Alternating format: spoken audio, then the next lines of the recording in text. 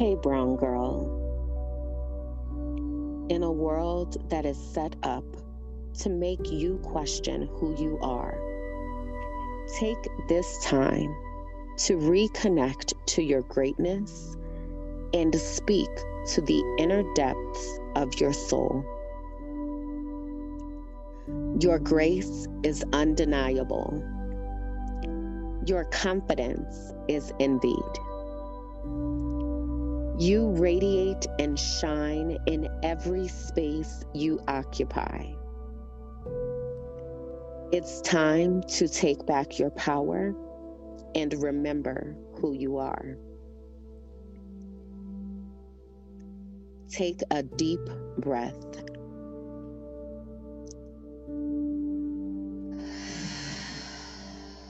Release all doubt and repeat after me.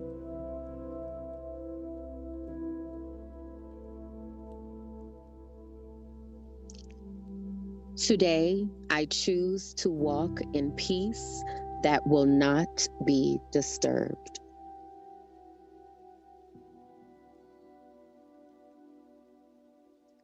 I will allow my mind to exist in my unlimited future.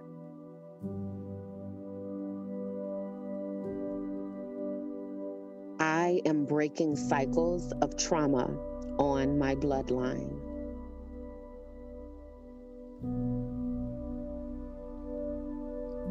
I will take up space without shrinking.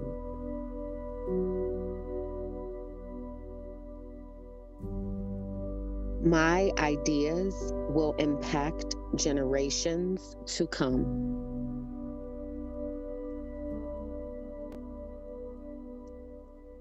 I belong in the rooms that I walk into.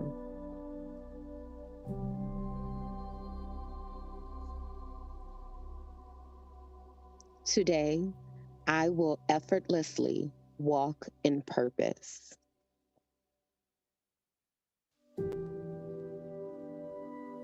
I attract peace and abundance.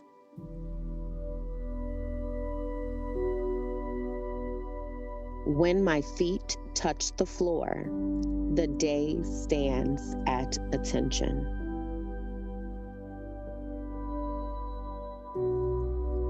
I am calm, confident, powerful, and filled with love.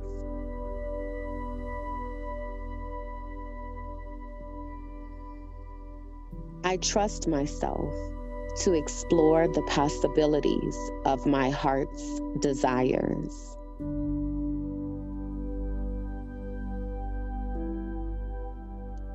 Today, I rise with the power of my ancestors. It is okay to rest from productivity.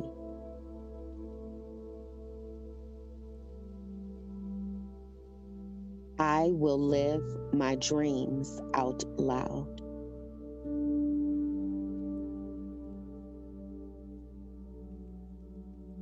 Creativity flows effortlessly through me.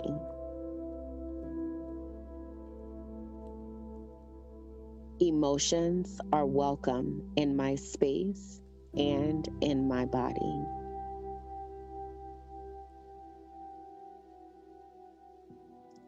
I am overflowing with abundance.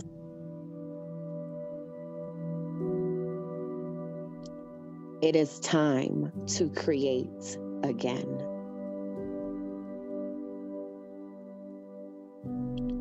It is time to dream again.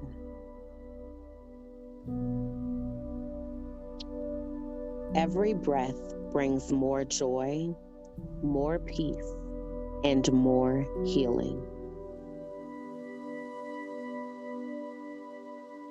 I belong in every room that I walk into. Radical rest is my birthright.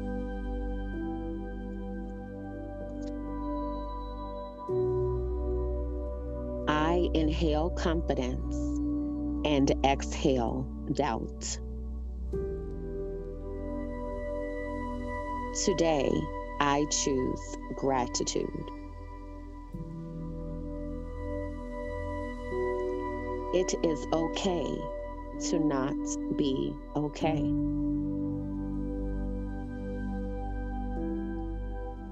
My testimony will be someone else's survival guide. I give myself grace and space on my journey.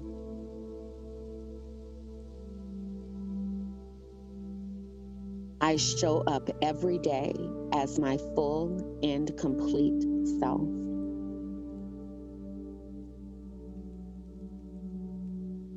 Growth is difficult, but I trust that I am strong enough to do it. I will always be enough.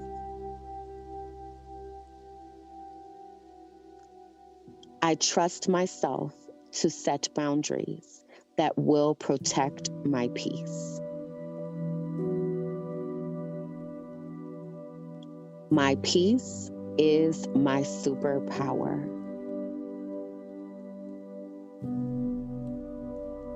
Every step in the right direction is a step in the right direction. I believe I will receive what I need at the exact time that I need it.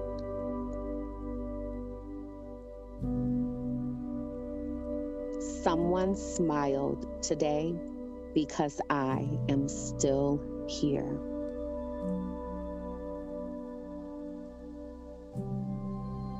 I believe in my ability to do things that scare me.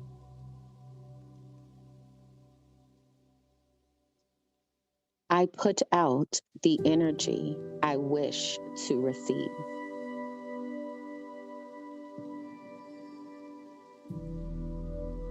I will stop apologizing for being myself.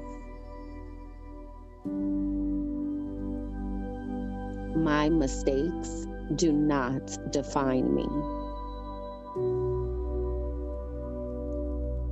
I was put on this earth to walk out my unique purpose. I let go of drama and embrace peace.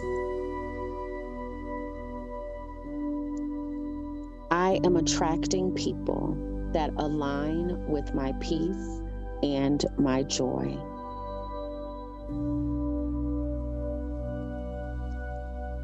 I am continuing to heal every day that I continue to breathe.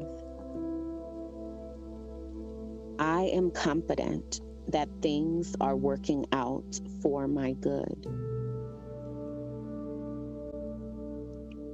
If it doesn't bring me joy, it isn't welcome in my space.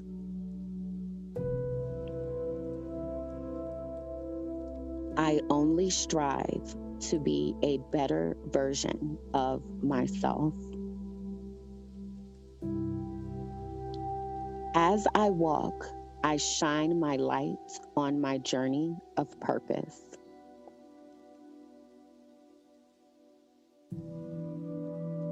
I decide to wake up each morning and choose joy. I am manifesting my happiest self.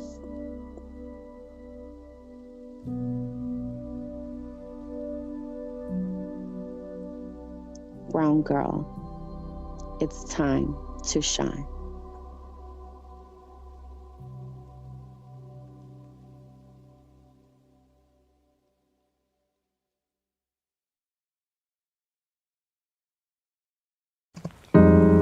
Hey y'all, I'm Kimberland, and this is the Frolicking Truth, a soft space for Black women who are tired, brilliant, and ready to heal. Here, joy meets justice. We calm our black ass nervous systems. We unmask and we leave behind whatever that is trying to kill us. You're seen here. You're safe here. And you don't have to do this alone.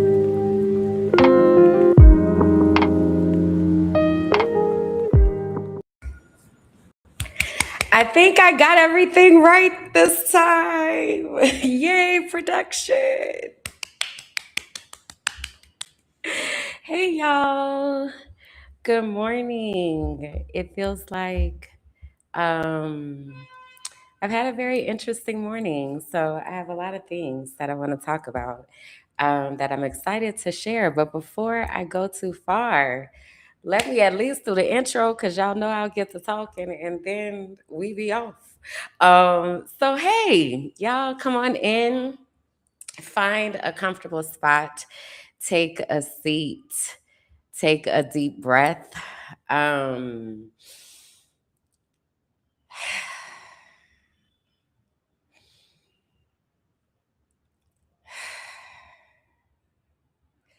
Yeah, I'm grateful to have you here today for episode 61 of the Frolicking Truth podcast for Black women who are tired, brilliant, and ready to heal, where joy meets justice and our nervous systems get free. It is okay if you don't identify with any of those descriptors. It just means that when you come ready to listen, ready to learn, and ready to support. My name is Kimberland, and I'm excited to have you here with me. Fun fact, I just consciously heard myself say, my name is Kimberland. And it's funny because I've been doing a lot of pruning, if you will. We'll talk about that in a second. But for a lot of my life, people called me Kim and not Kimberland. And there was like a conscious shift once I started working for the school district, once I left the classroom, where I was like, I think my name is Kimberland now. And so it's funny because Kim is still here and around, but it's interesting to hear myself say my name. So anyway, just wanted to share that because I have so many things that are in my brain right now that I want to share. I don't even know if we're going to get to everything today. I have no idea. But I've got things. So if we don't get to everything, then I don't know, maybe I'll do a bonus episode or something. I'm not quite sure. But yeah, I my people in my brain right now. So let me do that. Let me go meta for a moment. Also, when people be saying that, they don't really be knowing what that means. But what I mean when I say that is I'm about to get metacognitive and I'm about to go inside my brain and tell y'all what's happening so that you can understand what is going on. Um,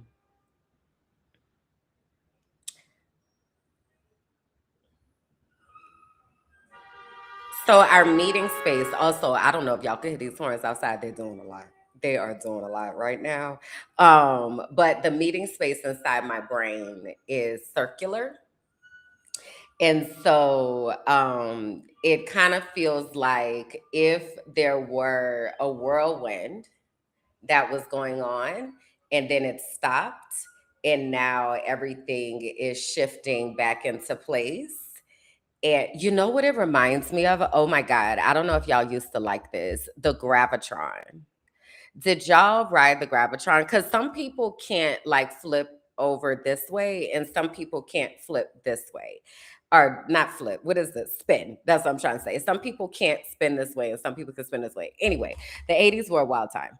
And they used to have, oh my God, I hate when I have to do this because the young people, they make me feel so old every time that I have to give context for something because I realize that people may not know what the hell I'm talking about. And that is crazy because these things really no longer exist. Okay. So I am going to share a picture so you all can take a field trip with me.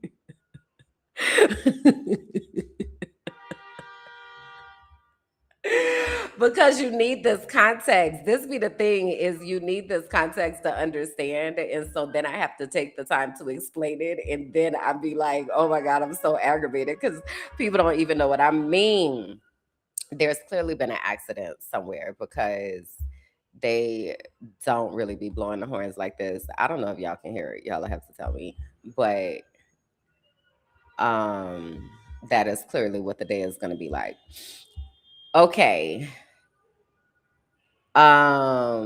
Let's see how this focus goes. I know, but listen, I have notes. Okay, but wait, where am I? Hold on, y'all. Your current location is Girl, hey, Google. Hey, Google. Hey, Google.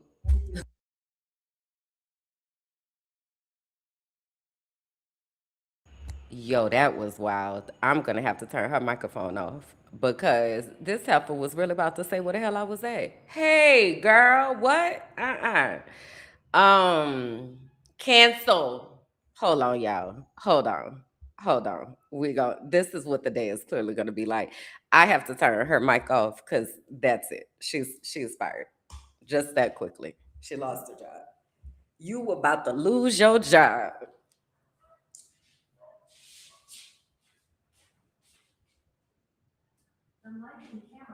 Yeah, I know. Also, thankfully, I don't ever put my actual location on anything, so it's the wrong place. But girl, so anyway, all right, focus, Kimberland, please. Okay, this is the gravitron. Wait, where am I? Where am I? Ah, okay, I see what happened. Y'all didn't even see all of that. Y'all just heard it. That was crazy. This is the gravitron, and how do I know the name of this contraption? Because I used to love it. So what would happen is you would go into the gravitron and they would have like these cushioned boards that are around the thing, around this circular situation, right? And so you get on the board. There are no seat belts, okay? So I don't want you to think safety, okay? There are no seat belts anywhere in sight, all right? So you just lean in up against this board, and everybody has to lean back, and then they close the doors, and then they turn on the space lights, and then you start spinning like this. And eventually what happens is you spin so fast that the board slides up to the top. And wait. Hey, twin. So the board slides up to the top and you're stuck to the thing. And then sometimes you try to stick your hand out and then it'll like slap you in your face because the gravitational force and the centripetal force that was happening within the ride, it was a lot. And then after that, it slowly stops. And then you got to walk off of that bitch and be like, let's do that shit again. That was so much fun.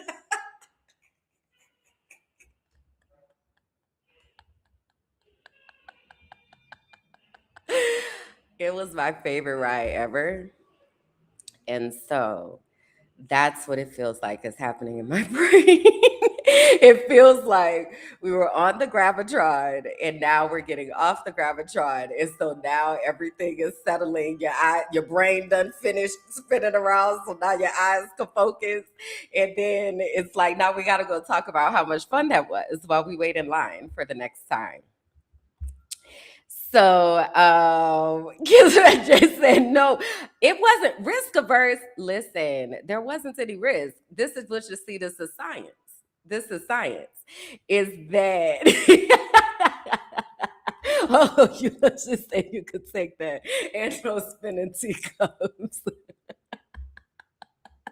Oh my God, I used to love the merry-go-round too, though. But see, this is the thing. Now, the merry-go-round, you need to be risk averse, okay? Because you can very easily get thrown off by that centripetal force off that merry-go-round. You got to hold on for your life. But I used to love it. Or like a tire swing. Um, where like you just spit. Oh my God, it was the best. So I wasn't big on these kind of spins. It was another carnival ride that was it's called the Zipper. And you would be in your own little two-seater situation, and then it's like a Ferris wheel, but not really. It was actually oblong. And but you would flip around like this while you flipping around. That's too much. Okay, we're doing too much at that point. But spinning like this, getting dizzy is the best thing ever. Also, I never knew that that was stimming. I didn't know. Also, I love it. Spinning around in chairs, spinning around in a circle is my favoriteest thing ever. Rolando, you be out here. He said the zipper is goaded. See, the real ones know. The real ones know. Also, okay, this the last side note. Then I'm gonna get into the things. Oh my God. We go, all right. I gotta stay focused today. Let me stay out this chair. Let me stay out this chair. But this I want to tell y'all. I grew up in New Orleans, and every summer we would have a gigantic carnival situation called the Super Fair, and it would happen at the Superdome.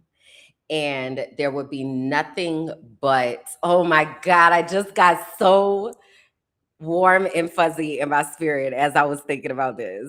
Oh my God, these were the times. Okay. So, it was filled with all sorts of rides of every kind. It had aisles and aisles of carnival games, and then there would be like a haunted area. Then there was the area with the spinning rides and the flipping rides. The super slide used to be there. The gigantic Ferris wheel that I don't know what it's called, but the really, really big Ferris wheel. And all of the kids would get dropped off there to the super fair, and everybody would be there. You would get a discount. I want to say it was sponsored by Pepsi or something. It was like you get a discount if you had a Pepsi can. We used to get tickets from school to be able to go. It was like the thing. Oh my God. It was so much fun. So yeah, it was. I love it was such a good time. Those were memories. So anyway, yeah, I was a carnival girl for much of my life until I really stepped back one day and I asked myself, now why are we trusting these people to keep us safe? Especially after seeing all sorts of TikTok videos and things. Why are we trusting these people to keep us safe? So at this phase and juncture in life, it's a hard no. But back in the day, when I didn't even understand clearly what safety was, it was a time. It was a time. Okay. Also, y'all like the video if you haven't already, and tap the screen. And if you're watching and you're not here in the chat with us, come hang out in the chat. There are people here. Okay. So my gravitron is stilling. And that means that we're able to focus. And that also means that I gotta stay out this chat because they be talking good in the chat. I'm nosy. I be over here like, what y'all talking? Okay, focus. All right. So speaking of the chat, shout out to the chat. Um, the folks that are here in this space with us, you all are the keepers. Okay, I want to do some instructionals today. Okay, so you're going to get a lot of lore things, if you will. You all are the keepers. Okay, when you are here, and let me show you your emoji. I'm going to put it here. Now, this emoji is not available on all keyboards. I know that, but also this is the emoji. Okay. So this is the emoji for the keepers. Okay. It's the leaf that the branch that has the 5 leaves, if you will. All right. That's the emoji for the keepers. The chat is where is that though? Cause y'all be having a good time. And then I'll be like, man, I gotta talk the things, but girl, yeah, and you know the thing. So it's a good time over here in the chat. So if you're watching and you're not in the chat, come hang out. With the keepers that are here in the chat. Okay. Also, hold on, I need to find my correct link for today. I was actually ahead of production this week, which is really good for me. And I'm trying to really get my life together. I swear, I'm going to talk about it in a little bit. But I was really ahead of production, and I was very, very proud of myself. And I was also very grateful that I was ahead of production, because the way that this past week has been popping has been a lot. And I needed the mental reprieve, if you will. Okay. Um, so shout out to me. Okay, shout out. Shout out to me. Okay. Cause yeah, it was a lot. Okay, Rolando, he's making it work. Oh, so let me tell you the others. So the symbols for the frolicking truth, okay, are the symbol I just gave you for the keepers. These emojis mean things. Okay, there's a whole dictionary. So I just gave you the symbol for the keepers. That emoji actually talks about truth, right? This is the frolicking truth, and we keeping it real over here. Okay. And then my emoji is the sunflower. Okay. Now, I've talked about this in various places. This is going to be on the lore quiz. And so this is an easy one. Everybody should get this one, right? Right? My emoji is the sunflower. My favorite color is yellow. It reminds me of the sun. Yellow brings me joy inside. I used to really love the Care Bears, and I do identify as a Care Bear. And so when people send me sunflowers, it feels like they are Care Bears staring into my heart with the sunflowers. Sunflowers are also the symbol for invisible disabilities. And as someone who is neurodivergent in a myriad of ways, it's really interesting to see how people perceive, and that's what we're going to talk about today is perception. Okay, it's really interesting to see how people perceive me now that I have declared that I'm neurodivergent, in comparison to what their perception is in their brain. So anyway, I'm becoming a very fierce advocate for those of us who have brains that operate differently from the way they try to train our brains to be. Let me just say it like that. Okay. So the sunflower is my emoji, one of my emojis. And then the frog is the third emoji for the frolicking truth. And the frog, because frogs be frolicking. Now, this is what I also need you to know is that I am normally frog averse in life. I don't like them per se. I'm not like really hanging out with the frogs. When I lived in Florida, I lived in Tampa, and they used to have albino frogs. Hate them. Get them out of here. Take them out of here. I don't care if they eat flies. I don't care if they eat gnats. I don't care what they do. I don't want to see it. Blech. Okay. I'm also a Delta, and frogs are representative of the ladies of Alpha Kappa Alpha Sorority Incorporated, which whom I am not a member.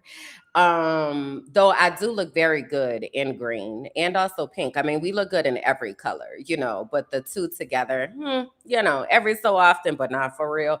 But anyway, I don't be wanting people to get confusion. Okay, because I really don't fool with frogs like that. But also, I've been trying to look into the spiritual meaning of things and look beyond my conditioning in regard to sorority life, if you will. And the frog does have symbolism. So frogs be out here frolicking, and that is what I do, even though I haven't frolicked often lately. I've been in the house, but I have been frolicking in my house. Frolicking is a state of mind, it's the spirit of being, right? And so frogs, they leap and they're all out here just hopping about. You never know which direction they might go, just like my brain, okay?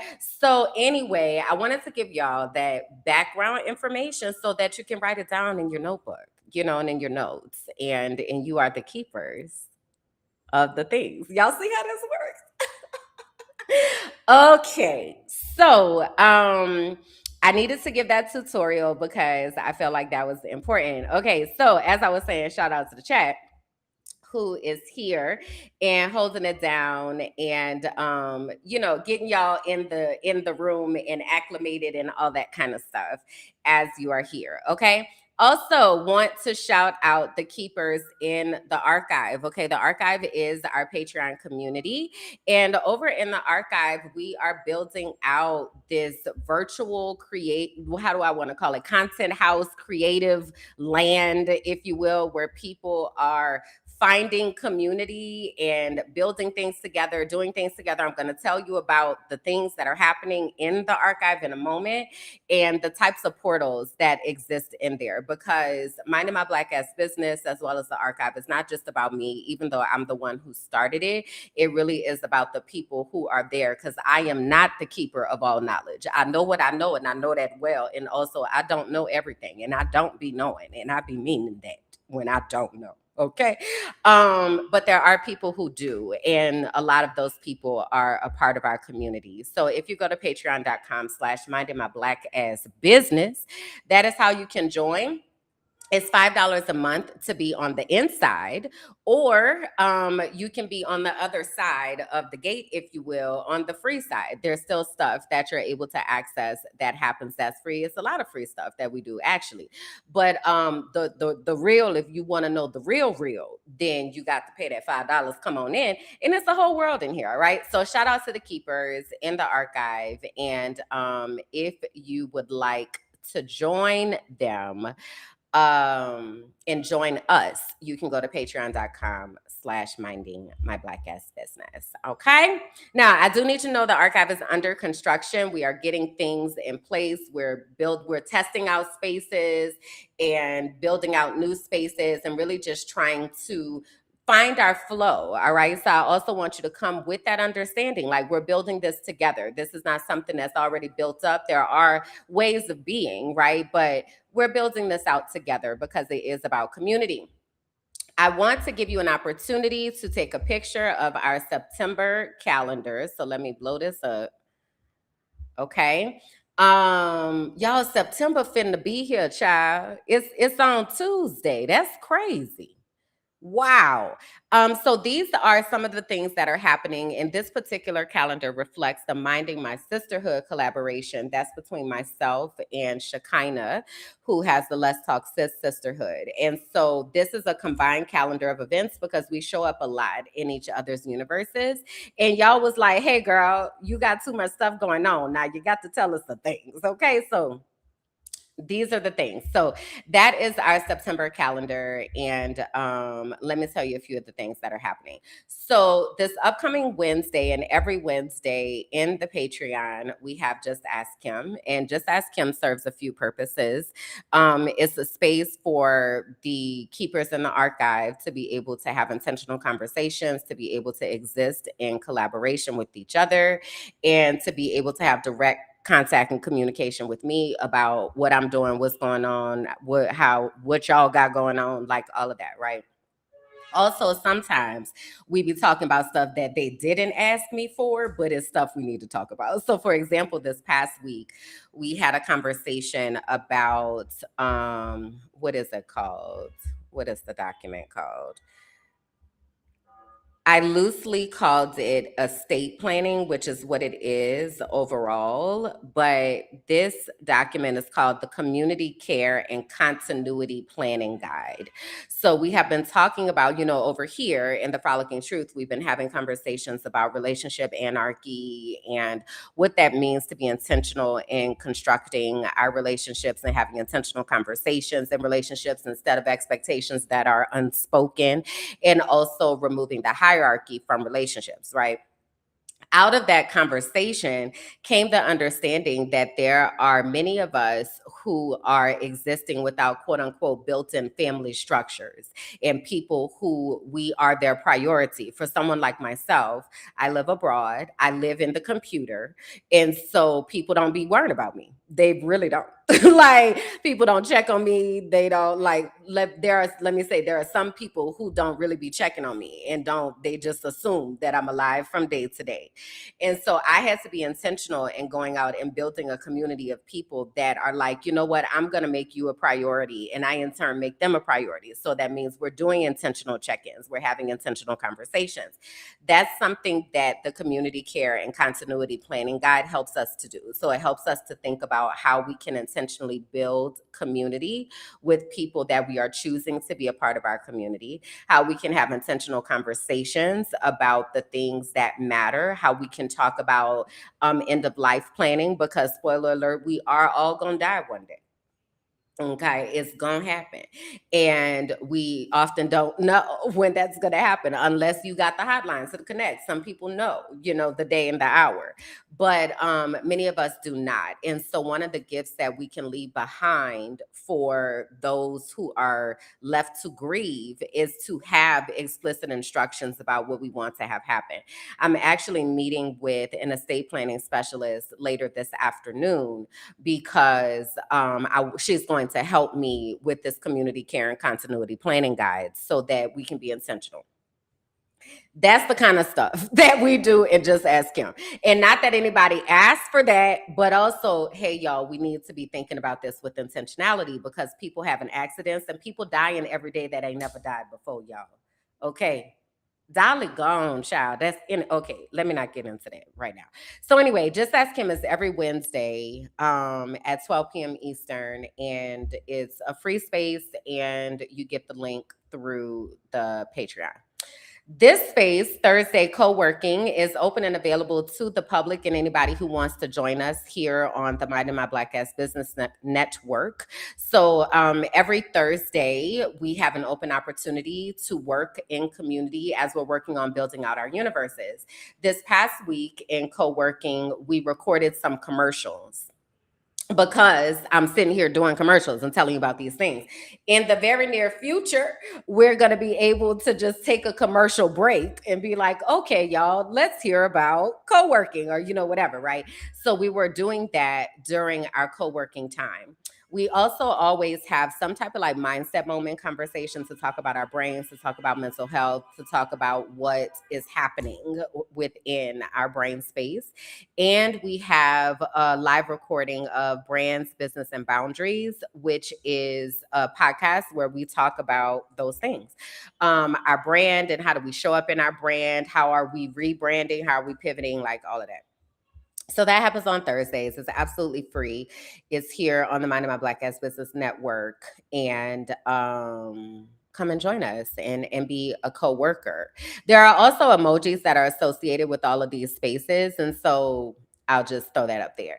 I announced a couple weeks ago that Shekinah asked me to be her co-host on the Let's Talk Sis podcast. And so we recorded our first episodes a couple weeks ago, and they are about to premiere this upcoming Thursday, the 3rd. Okay, so we are going to have a watch party and premiere party to watch the first episode of Let's Talk Sis Podcast 2.0. And we'll get to see what it's like over in the LTS universe and the types of conversations that we have over on Let's Talk Sis. So I need y'all to come and support me over there. Okay, I need y'all to pull up to the premiere so that you can be there and in the chat, so you can drop some sunflowers in the chat, so you can be there to talk about the things, right? So it is this Thursday, September 3rd at 7 p.m. Eastern. Okay. And so we'll be in the chat. Y'all will be in the chat. The Sisterhood is the name of the community over there. And so it's going to be a really good time. Now, y'all know this is Labor Day weekend. Okay. So I'm kind of giving you the things, the rundown. Okay, of what we need to do and where we finna be. Okay, so that is on Thursday that we'll have that. And again, that is for everybody to come and join us. Then on Friday, the Let's Talk Sis Sisterhood is going to be hosting a movie night.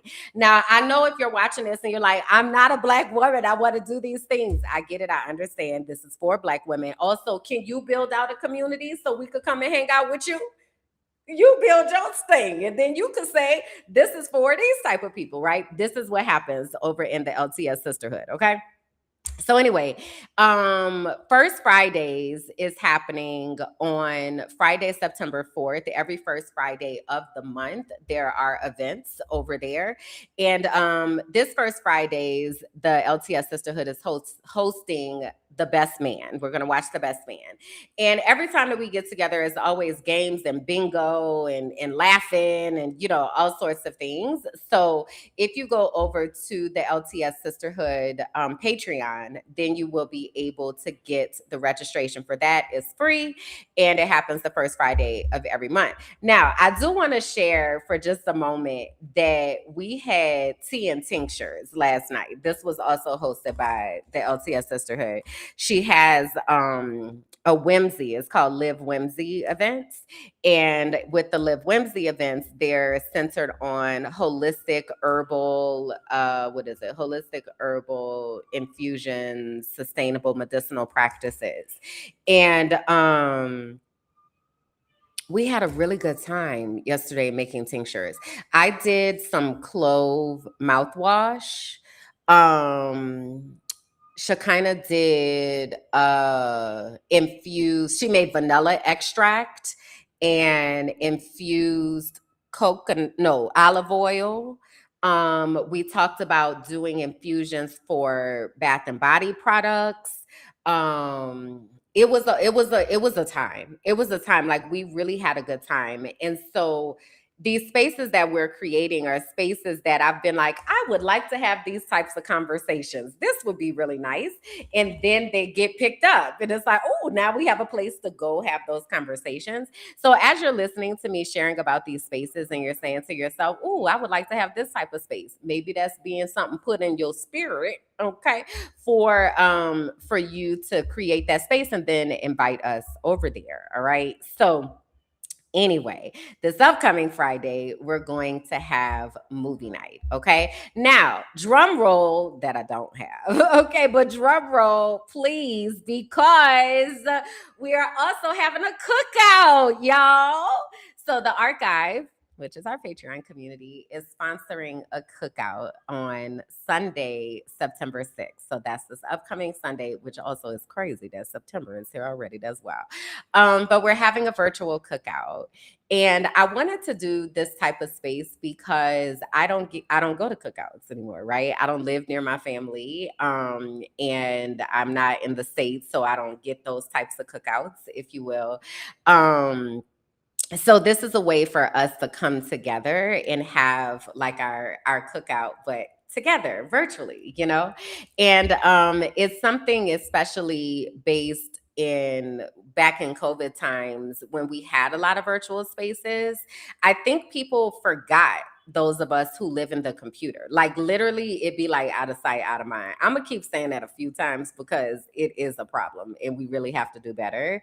But we have the ability to connect with people virtually. So that's what we're going to do. We're going to be hanging out from 2 to 10 p.m. Eastern on Sunday. So not tomorrow, but the next Sunday. Okay. And we're going to be in there all day. And we have different things that we're going to be doing, vibing, listening to music, throwing out random questions to ask and to talk about. So the question is, do they have a way to play spades digitally? Yes. And I'm trying to figure out what that looks like, because there's also an appetite to be able to learn how to play spades. And so I want to, but I need to test it out first, right? I don't need 72 people in there and I don't have the SOPs together.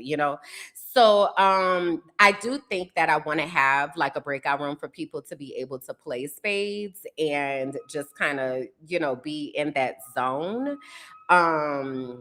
But they make you pay for things when you try to do things privately. So we're kind of trying to figure that out and work around that. But yeah, so a place to have card games. We're going to do karaoke. We're going to have a gift competition. We're going to have a DJ set. So Shekinah has been practicing being a DJ, and this is going to be her premiere. This is going to be her DJ premiere where she busting on the scene. Okay. So we got to be there to like launch her off and be ready for the vibe. So she's been working on the set list and, all of that, so that we can vibe out. But yeah, this is our time to come and hang out. So you do have to be a part of the Patreon to be a part of it, but you can be a part of the free Patreon. So all you have to do is go to patreon.com/minding my black ass business. You can join the free Patreon. There's a pinned post, and in that pinned post, there's a link, and you can go and register to come and hang out with us for the archive. I mean, for the cookout. It is free. You just have to be a part of the Patreon to attend. All right. So that is our gift. And we want to do that as often as we can, to promote community and allow people to be able to meet each other. So here I am going to insert this commercial so I could drink some water, y'all. I done been talking, and we got to talk some more because I got to get into the things. So this is an example of a commercial that we'll soon be having. And look, I have on the green shirt again today, but my hair is different. That's the only thing. Anyway, let me play this commercial so I could drink some water.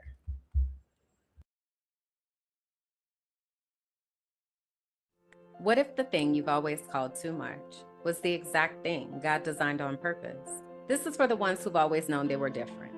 Too sensitive, too loud, too knowing, too intuitive, too woo-woo. But what if your sensitivity is actually your superpower? What if your intuition was your inheritance? Discover Your Destiny is a 10-week sacred journey back to yourself. We explore the design of your soul, your spiritual gifts, and the unique way that God speaks to you. This isn't church. It's not a rule book. It's not a performance. It's the moment you stop chasing approval and start walking in divine alignment. You'll gain clarity, language, and confidence around who you are and what you are here on the earth to do. You'll learn the real voice of God. And if you feel called to go on to become a certified intuitive melanated life coach, this is where that path begins. There are 2 ways to enter this sacred container: the Destiny track, full investments and coaching experience, or the Divine Exchange track, where internship meets soul work. You'll support podcasting, content creation, or brand development behind the scenes while learning how your unique gifts benefit the collective. Your knowing isn't a flaw, it's the fingerprint of God. This is your invitation, and I hope that you'll answer.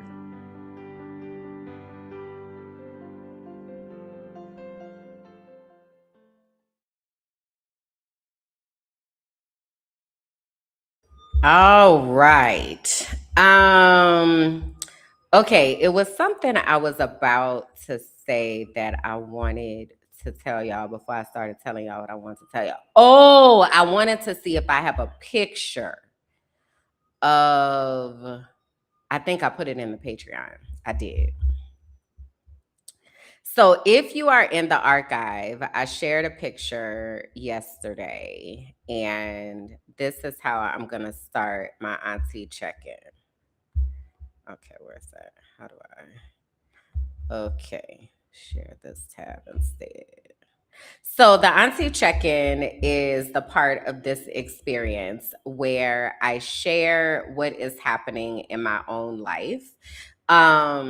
And let me just give a little bit of kind of background and understanding in that I started minding my black ass business um after I left the US, and because of everything I saw in education, and I was like, I just need to go mind my black ass business.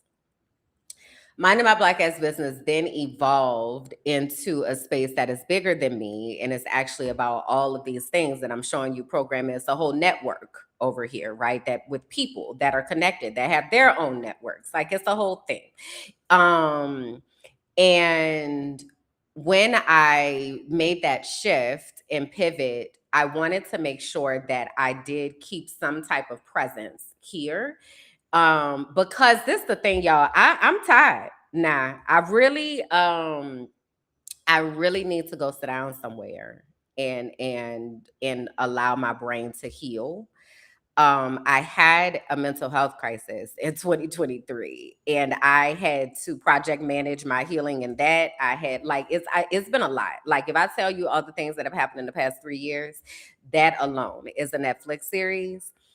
my brain is tired and I really need to be able to go and heal and not have to be for somebody else. I really need people to tend to me because I have not had that and I need that desperately. And so anyway, I will go away. Like I'll be like, y'all got it. All right, everybody good, great. Run the things because I don't have to be the one that's doing everything.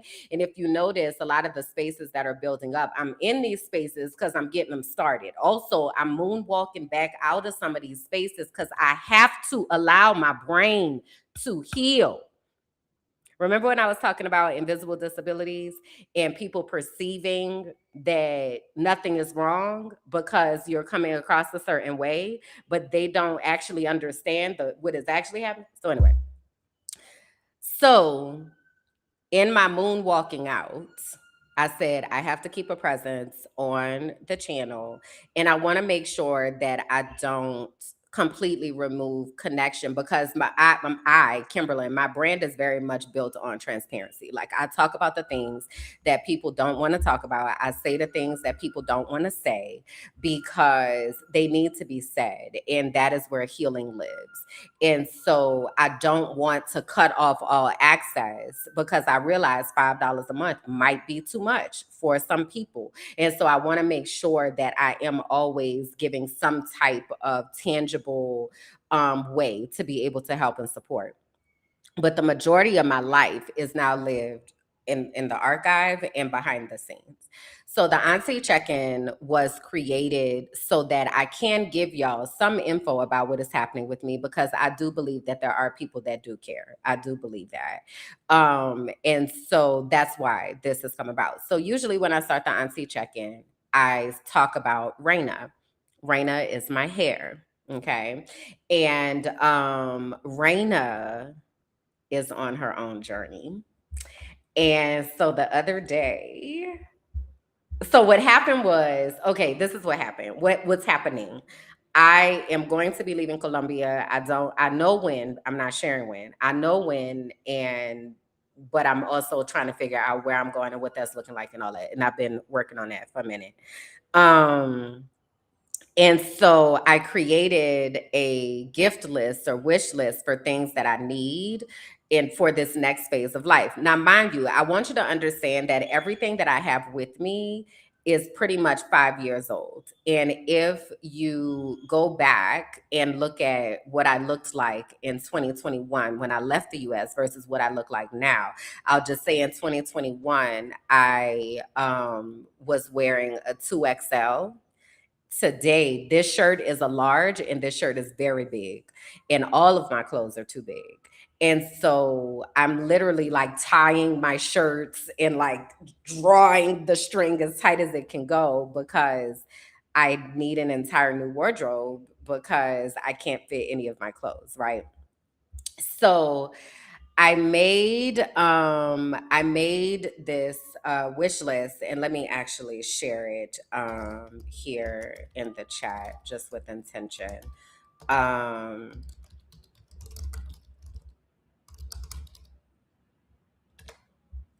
So it's tinyurl.com/operation relocation is the wish list. And it is through Amazon because that is the onlyest way to get the most reliable shipping without a whole bunch of custom fees. So if you would like to support, I greatly appreciate it.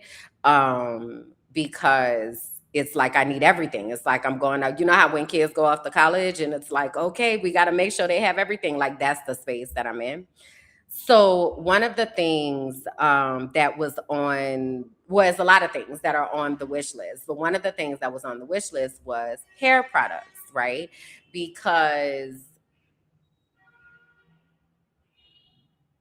we need hair care products. And I haven't yet had an opportunity. I'm a scientist as well. And so some of this I'm working on for myself. But in the meantime, like I'm like, I need hair products. And so my favorite hair care products are Donna's Recipe hair care products by Tabitha Brown. Now, Tabitha Brown is someone who I have followed her career and life like pretty closely. I would definitely say I don't know that we have a name, that people have a name per se, her people, but I definitely be riding for Tab and Chance and the family and Choice and Quest and Nick and everybody that's connected to them, because I gravitate towards good people and people who look out for other people. And Tabitha Brown and Kevin Fredericks, Kev on Stage, they are friends. And so those universes have collided and integrated. They now family, and so we see them a lot in different spaces and stuff. And anyway, one of the things that Tab talks about that I relate so deeply to is being gifted and being a seer and the gravity of that type of gift and what that means, the rejection that comes with it, the it's a lot, right? So anyway, so that's one of the things that I relate to. The other thing that I relate to is Tab also talks about no opportunity that has come through her has been because she forced it. It's been natural. And so, she has these natural opportunities and they just develop. So that's how Donna's recipe came about. She was sick and she had balding that she was experiencing on the back of her head because she was laying down a lot. And so she said to herself, I need to figure out how to make some hair care products for my hair so that it'll grow back. She had recently cut off her hair, so she had did a big chop, and she was on live, and somebody said to her, your hair looked like Don King, or she said it looked like Don King or something, and that's how Donna got her name. Okay. And so Tab also encourages people to name their hair. And me and Raina's journey, I'm not going to get into it today. I am going to get into it though, but I'm not going to get into it today. But we've had quite a journey, and Donna's recipe has been a big part of our journey. So one of the things that I had on the Operation Relocation gift list was Donna's recipe hair care products. And so the Let's Talk Sis podcast sent me a care package to welcome me to the crew. And a part of the care package was the Donna's recipe hair care products. So I want to show y'all the Instagram post, and then I want to show y'all what happened. Okay, share this tab instead. Oh, production, I'm gonna be so ready for you to get here is what I want you to know. Okay, so this is, okay, the volume's up. Got a package. I'm gonna open. Ooh! It's Donna's recipe!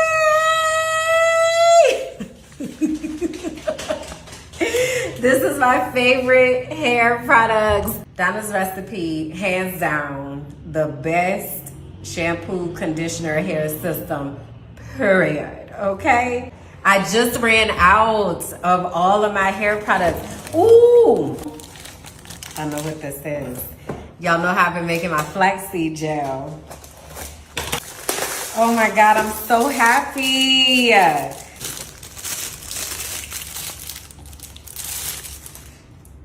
So I can put oil in here, or I can put my flaxseed gel. There are two of this. Oh, this is so great. So one is gonna be for my flaxseed gel, one is gonna be for my infused oil that I'm gonna make. And then it has the little tip here, so it'll squeeze in. Yay! Oh, is this another spray bottle? My spray bottle broke. I've been needing another one. A gift for you. We can't wait for you to tell your stories on the pod from the Let's Talk Sis podcast. Love you, sister, from Shekinah. Thank you for joining the team from the Let's Talk Sis podcast. Thank you so much. It feels like Christmas. Raina says thank you.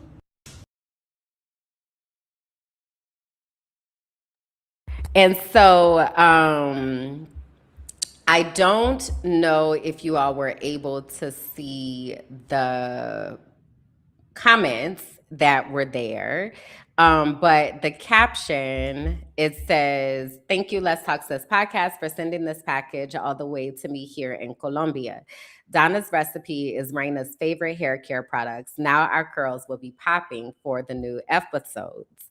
And then Donna's recipe commented, and hold on. And so they said a curly girl's dream package, right? Now, this is the thing that I need y'all to know. I don't really know how to work them features down over there in that Instagram. So then I messaged Shekinah and I said, "Now I'm supposed to reply with a reel, right? That's what's supposed to happen now." So she was like, "Yeah," and I said, "I don't really know how to do that, but okay." So I need to reply with a reel, and then I need to be like, "Hey, Donna girl," because let me tell you, I done been over there to the cousins before. I actually, when I first left, so when I left the US, I left Kimberland Jackson, the Kimberland J Instagram. I just stopped talking over there, and I was on Minding My Black Ass Business. And so on Minding My Black Ass Business, they would have these Cousins Fridays. And one day I just so happened to be on there, and I go on there, and they were like, if you answer questions about Donna's recipe, then we'll send you some products. And so I raised my hand that I wanted to ask questions, and they answered the question. They pulled me up there, and I answered the question with ease. And they were like, "Where you at?" And I was like, "I'm in Medellin, Colombia." They was like, "Girl, talk to us about why you out the country." We had a whole conversation, Okay. So I done already been over there by Donna and them. But see, Donna don't know because that was on Minding My Black Ass Business, right? So we got to make the integration. Hey, girl, that was me, right? So this is the thing. This is what I need y'all help with, okay? Because we have a mission, and I need y'all to let me know if you're accepting the mission, because I need your help, okay? The mission is we need to get cousin Donna's attention so we can create a collaborative partnership with Donna's recipe and me, Tabitha Brown. Okay. Now, today is Saturday, August 29th. This day has a lot of significance. I want y'all to know. I'm getting to that too in a minute. But that's the mission. Okay. Now, if you accept that mission, I need y'all to drop some crowns in the chat and in the comments for Raina. Now, let me tell you what that means when I'm saying accept that mission. That means that when I'm posting content, I need y'all to like it. I need y'all to share it. I need y'all to repost it. I need y'all to tag Donna too. I need y'all to help me. Please, would you? Would you please? Right? So if you accept that mission of helping Raina meet Donna, okay, I need y'all to drop some crowns into the chat right now, the live chat, or to drop some crowns into the comments if you're watching this during the replay. Now, I'm telling y'all what we finna do, okay? Where this is gonna end, I don't know, but I'm telling you what we finna do, okay? I'm giving you behind the scenes insight into what I'm finna do. I'm not gonna tell you how I'm gonna do it, but so on Wednesday, and just as Kim, we're gonna talk about how we finna do that, the strategy and what we gonna do. All right. But I really need y'all's help with this, because I don't know if you're familiar with like the degrees of separation concept. The degrees of separation are closing very rapidly between what needs to happen for there to be sustainability over here. So Kimberland can stop burning herself at both ends and she can go rest her brain, my God, today. The degrees of separation are closing, but I cannot do this alone.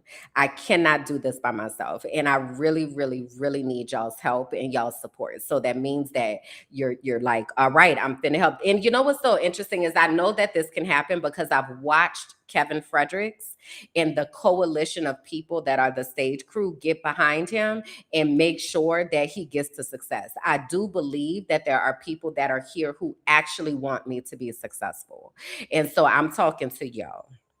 Now, if you are somebody that is here where you secretly hating or you're wanting me to fail, I also want you to pay attention because I am not in charge here. I want you to know I'm on a mission and I have accepted my mission. I don't know where it's going, but I do know there are certain things along the way that are going to happen. And so that is why I am sharing with you. Okay. So, and to your point, embrace all that is you. I'm the type of person, I take people with me, baby. Everybody who's connected to me is finna win. I don't do any of this by myself and for myself. Embrace all that, as you said. Let me throw something together for an assist so you can help me get my biscuits buttered. It would, hey, the invitation be there. This the thing. This the thing. This the thing. I be inviting people along for the ride and the journey. But then when people decline the invitation, then they looking at me like, why you didn't invite me?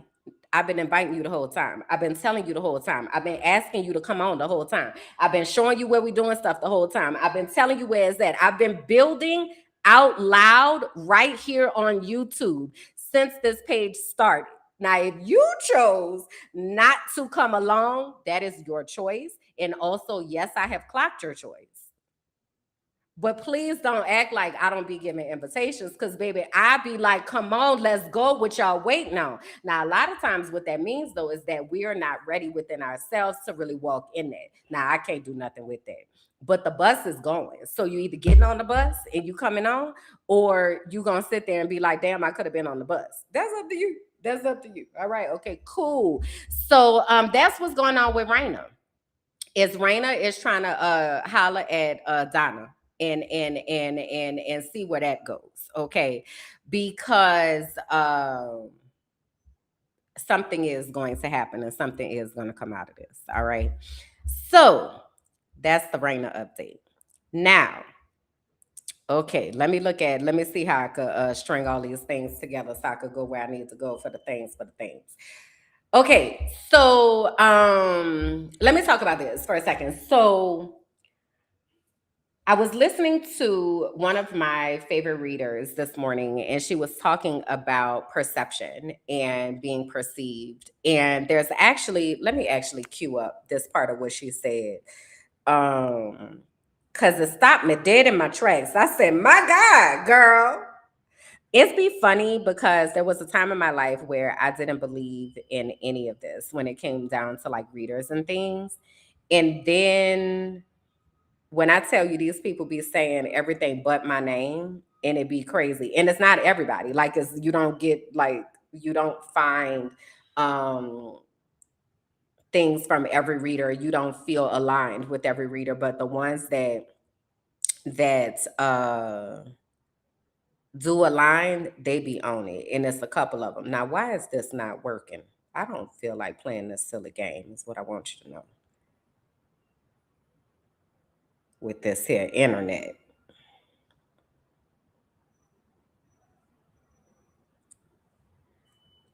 I don't get the Shekinah glory reference, but I see hooting and hollering. So is it a church thing?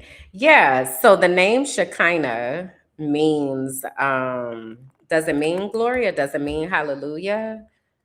What to tell us? I wish Shekinah was here to talk about her own name, but it is a very powerful name. And so there's also a group that's called Shekinah Glory. Oh wait, all right, girl, relax. There's also a group called Shekinah Glory, and they make some really powerful music. Like they have one song, the name of the song is Yes. And that's all they be saying the whole time. Yes. Yes. Yes. Yes. Yes. Yes. Yes, yes. And it's like your soul is just saying yes the whole time. So yeah, Shekinah is like the glory of God. And so you can't have a name like that and not be powerful. Names mean things, okay, so this is the reader that, now let me see where my timestamps at that I'm supposed to play this. Hold on. So from here, okay, to there. And she's reading something out of she had pulled a card, there was a number on the card, and this is the associated passage that was referenced with this number. Okay. Number 11. The number was 11. We bring you the gift of safety and being seen. Over lifetimes, you have loved the earth, returning again and again to serve humanity, liberate the human soul from fear, and spread a message of love. You have spoken truths, shared messages, and inspired many, yet in your visibility, sometimes you have felt misunderstood and vulnerable. You have been admired and loved, but at times also feared and attacked for the empowering message you brought to the world. In you, there is a memory of this, and although you wish to share your light with the world again, there are times when the thought of being seen doesn't feel safe. We are here to let you know that you are protected in divine grace. It is safe to open up to your inner knowledge and to share your messages with the world. The light in you is stronger than fear. It is time to shine fearless and bright. Yes. And so hopefully y'all were able to hear that clearly. But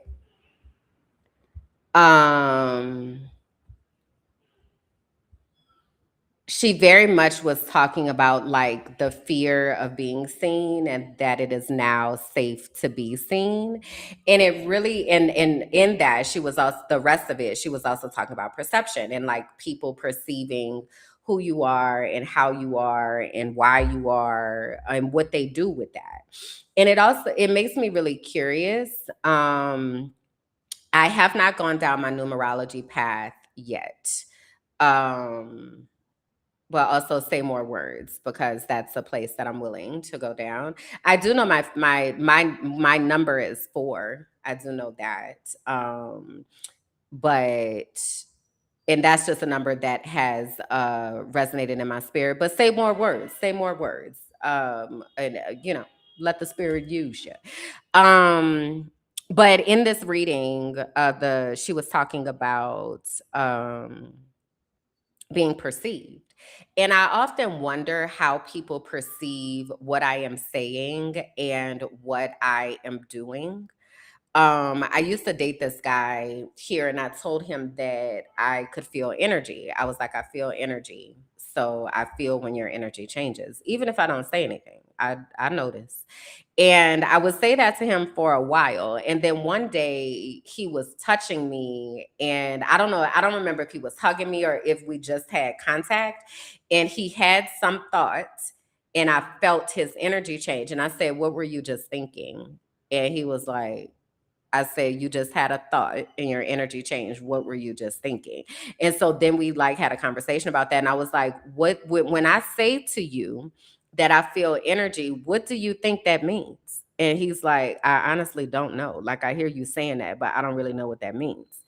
And I realized that there are people that are sitting next to me who do not really know what that means. They do not really understand who I am and how I exist. They don't really understand the depth of my gifts. They don't really understand that when words come out of my mouth, it would be intentional it would be wise to listen. And so because of that, there are people that sit right next to me and squander their opportunity to get their biscuits buttered as well because you so busy worried about whatever you worried about instead of doing what your spirit has told you that you need to do so that you too can also win. And I don't know how people perceive me even saying that, and the way that people perceive someone who knows who they are and knows what their mission is and knows how they are operating. I don't know how that's perceived. And so a lot of times I don't talk about, what I see, what I notice, what I perceive, what I recognize in patterns, I just be peeping shit and I move accordingly. Um, and it just makes me curious because what I do know is that people feel my absence. I do know that. I do know that I'm the type of person that everybody who is connected to me, I'm taking them with me. And so if someone chooses to get off the bus and they choose to go their own way, they then do be looking around like, damn, I probably should have stayed on the bus. And damn, I fucked that up type shit. Um, but I also feel like people perceive that as cocky and arrogant and you think you all that, which is what I've heard my entire life, even when I was simply just minding my black ass business and just trying to survive. I have often faced people who make it their mission to try to make my life more difficult or make it their mission to create narratives about me that don't exist because of whatever they are perceiving through their own lens. And it makes me want to just be like, let me just shut the fuck up and just go sit down somewhere and be with myself. But I know that my mission is not to be with myself. I know that my mission is to open doors and hold the door open for others. And that is what keeps me going because what I want you to know is I am very content and satisfied in my life. Like in the choices that I have made, in the things that I have fought through and overcome to be able to sit here. I'm also cool if God be like, girl, we could take you on to glory tomorrow. I'm fine. Okay, cool. Thanks for hanging out. Like I feel like I continuously try to make peace with um my mortality and with the idea of death. And if you know how people be like, if God never do another thing, he's done enough. Well, I'm big on that. Like if there is nothing else that I accomplish in my life, I've done a lot. And I've impacted many, many, many lives across the world. And I am okay if my number is pulled tomorrow. But I also know because I have seen what is supposed to happen that there is more to do and that more includes activating you all to be able to get in position so that you are able to receive what it is that is for you.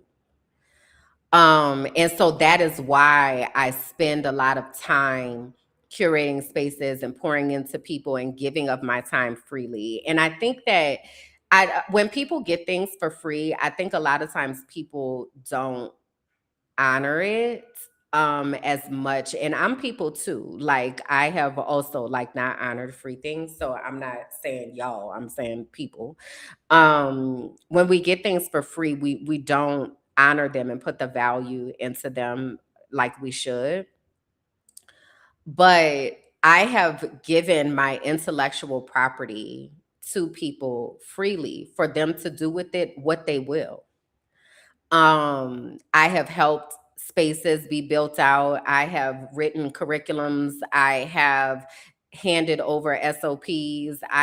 This is my gift. Don't ever say I never gave you anything. Interestingly enough, though, they still say it. But I have very freely given of time and energy. And that is the most valuable asset that I have. And it can often be looked at as if it is crumbs. Because let me tell you what I don't have is money. That's what I don't have. Okay. I don't be knowing if I'm going to eat every day. Like, I don't have money, but I do have an incredible brain.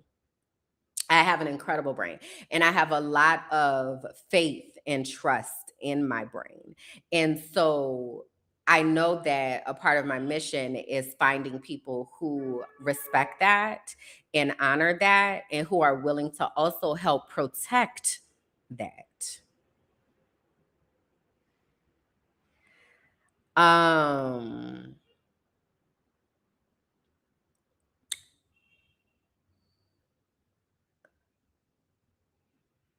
so it makes me curious about perception and how we develop our perception of people and their worth and their value, and how we perceive the worth and value of the people that are connected to us in our lives.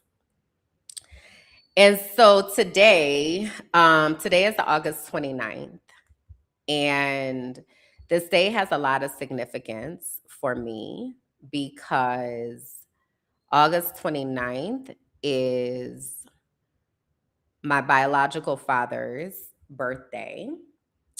And it is also the 21st anniversary of Hurricane Katrina. So I mentioned earlier that I'm from New Orleans. And I was not in New Orleans when Hurricane Katrina happened. I was living in Tampa. But my family and our home was in New Orleans because I'm from New Orleans. We had 9 feet of standing water in our house, and um, every picture, every certificate, every yearbook, every trophy, everything was pretty much gone. And I remember I went back home. Um, it was February of 2006. So Hurricane Katrina happened August 29th, 2005. I went back home in February of 2006 for Mardi Gras. And I grew up in Pontchartrain Park, and that's a part of town. It's the Ninth Ward. I'm from that nine. I do mind dying though. The saying that they be saying is I'm from that nine. I don't mind dying. I definitely do mind dying in that sense. But it was in the Ninth Ward, and we were maybe, I don't know, 2 miles from Lake Pontchartrain. Now, Lake Pontchartrain is, I think when people think of lakes, a lot of times they think that lakes are small. Lake Pontchartrain is gigantic, okay? And so there was a storm surge, and the levees were topped over, and Lake Pontchartrain was in our house. Um, and so we lost everything. And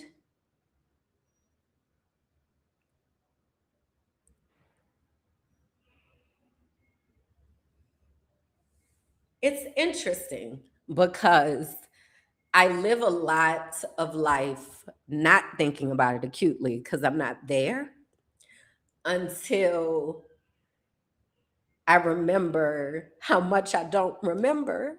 And then I'm like, I wish I had those memories. So, what happened the other day, I was watching Here's the Thing, kept on stage. And they were in the Patreon, or we were in the Patreon, and we were listening to Josh Shigan, Spanish guy. He just got married, and he just got back from his honeymoon. And Josh is a photographer and videographer. And yes, Kismet J, you are correct that the longest bridge is across Lake Pontchartrain. There's another T in there. It's PONTCHATRAIN. It's gigantic. But so Josh was talking about his wedding, and he's a photographer, and he was talking about the moments that he was able to capture during his wedding. He captured his bride coming down the aisle. She was looking at him, he was looking at her. Like, they had some very intentional moments that they captured. And I would imagine being a photographer, like, and doing weddings, like, I want to remember this type stuff.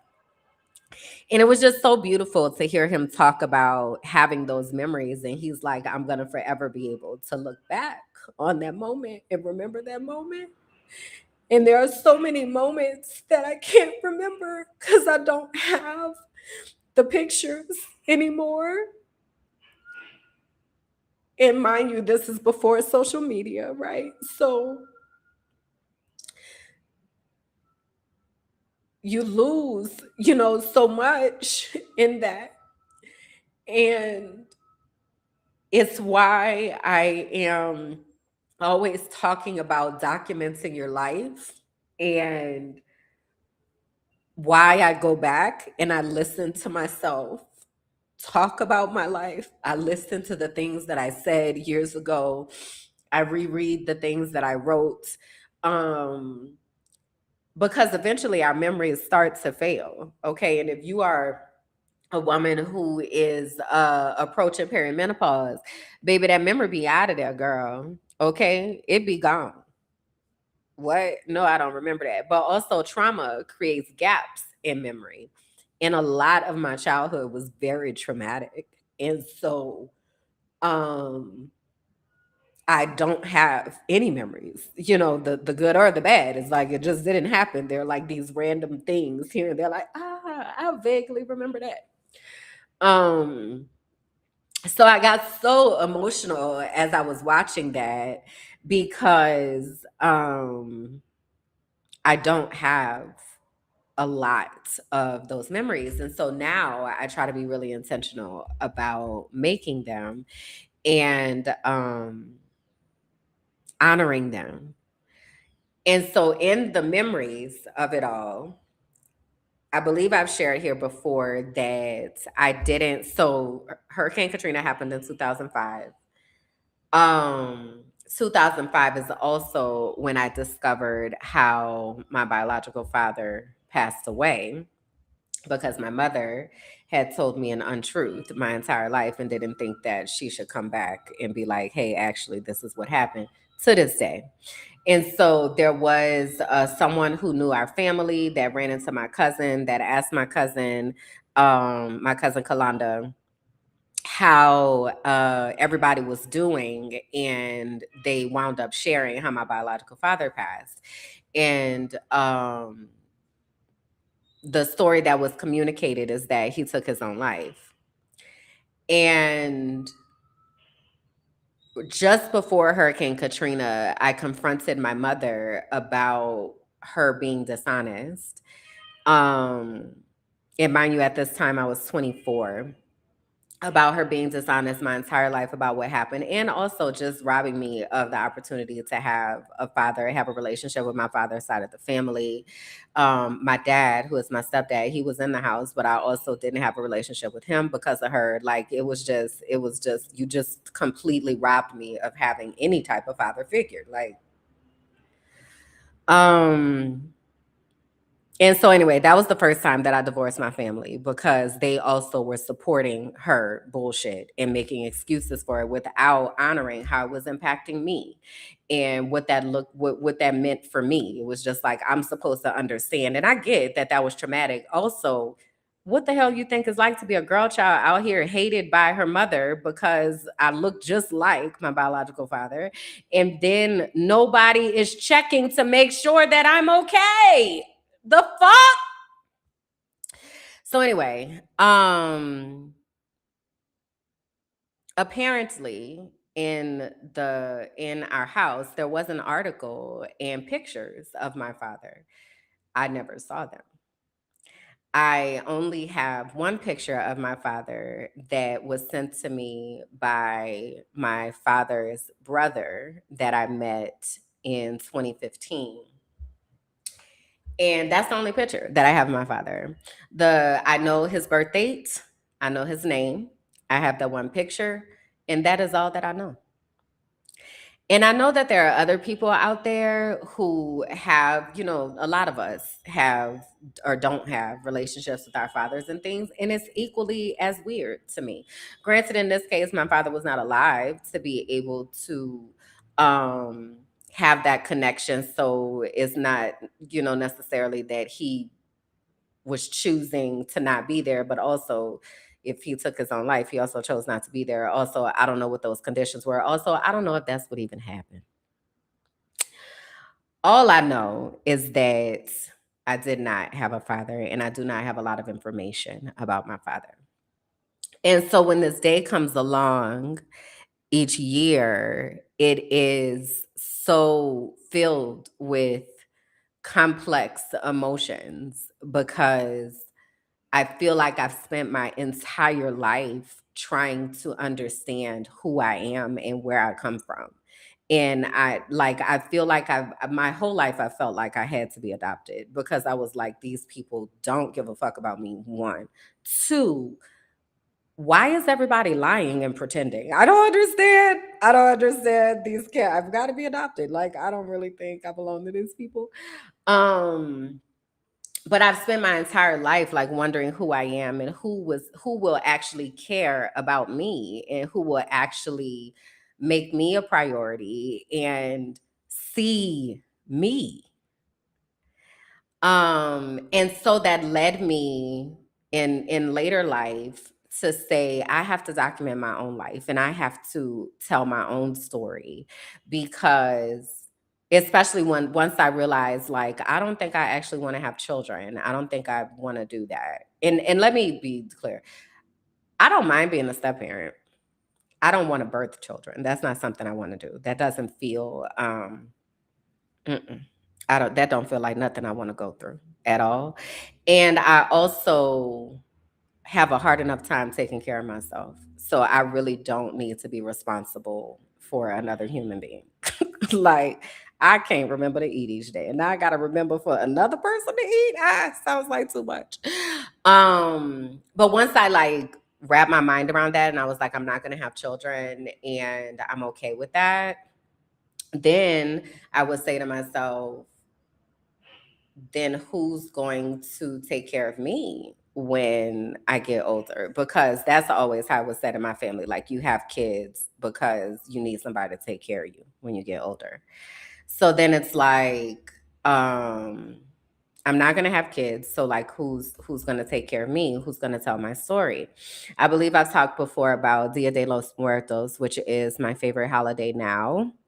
Um and the idea of an ofrenda and being on someone's ofrenda, like whose ofrenda am I going to be on, you know? And so I get really big on documentation and documenting life because I do believe that one day there's going to be someone who is going to say, now who is this Kimberland that fell off of this family tree? Who is this? She didn't marry, she didn't have kids. Who is this person? And I want them to be able to find me. I want them to be able to know that I made some really brave choices in my life to save myself, to break cycles of trauma and abuse and harm that I spent my life fighting for children, that I spent my life fighting for people who others deem are invisible, and that I built an entire multiverse community that allowed people to find others who care that they are alive as well. And I get to tell my story in my own words. I get to tell my life and share my legacy in my own words because I'm conscious of the need. And y'all know Dolly Parton died.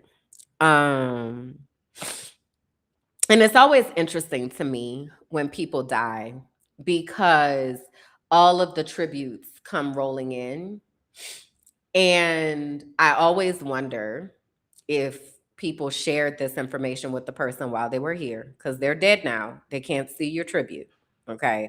So did you actually take the time while they are here to let them know how much that you appreciate them and how much of a life, how much you have influenced their life? Like, I think that is really important because tribute and death is not doing anything for the person who died. That's for you. You're doing that. But the gift to the person is to let the person know why they can still hear and receive that they are making an impact. That's the real gift. So as the tributes were rolling in, I always get curious. You know, I hope that she knew that. I hope that people knew that. I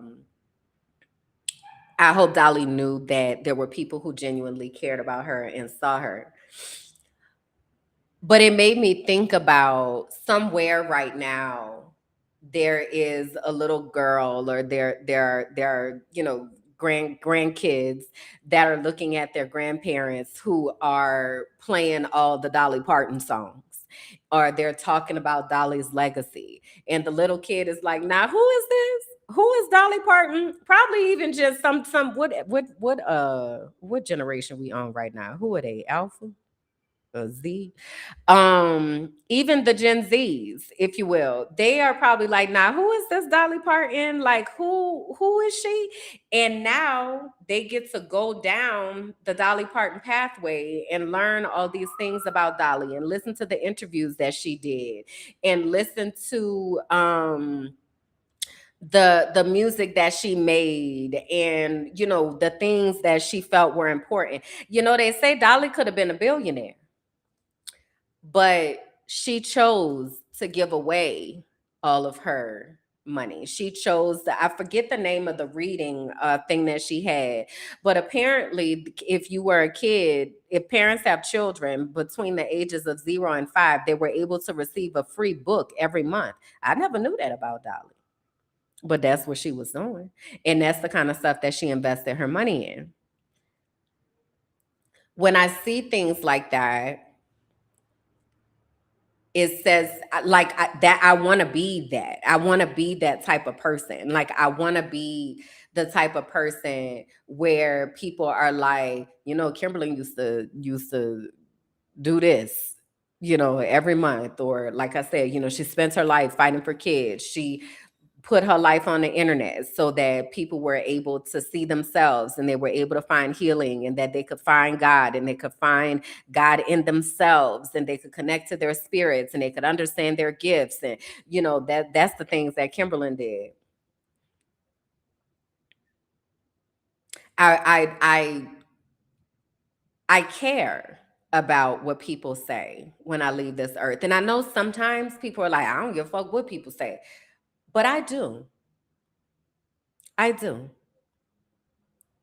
I do feel that it needs to be acknowledged of everything that I've lived through and fought for.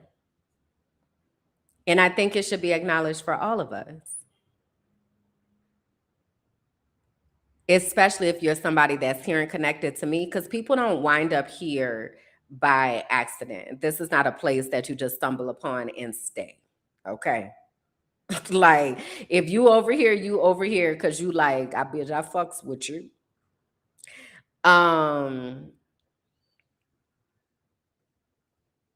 Those are the types of people that I want to attract into community. People that can see me and see each other and be seen.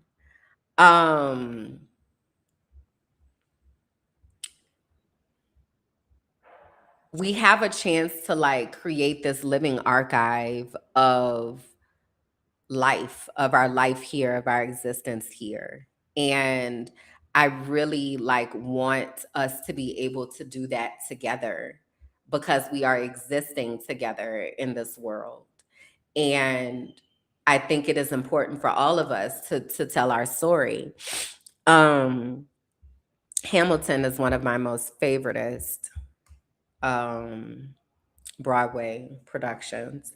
I love a Lin-Manuel Miranda production. I really do. I think he is incredibly talented, and I like the way that he has a signature sound. Excuse me, Lin-Manuel, also like PJ Morton, Stevie Wonder. These are people that have like a thing, like Quincy Jones, like you can put, yep, that makes sense. That's their production type thing. But anyway, there's a song in Hamilton And a theme through Hamilton is like, who lives, who dies, who tells your story? And I ask myself that all the time. Like, what are the stories that are going to be told when I leave? Now, I do want to make it very clear. I believe I've said this before, but I'm going to say it again. And I'm going to keep saying it as many times as I can. I don't want a funeral. I think funerals are a waste of money. I think caskets are a waste of money because you're literally putting it into the ground to rot away. I don't even know if they leave those caskets in the ground. I do not put it past the funeral home industry that they would switch your body out and resell that casket in a hot second. I don't put it past them. But I don't want any of that.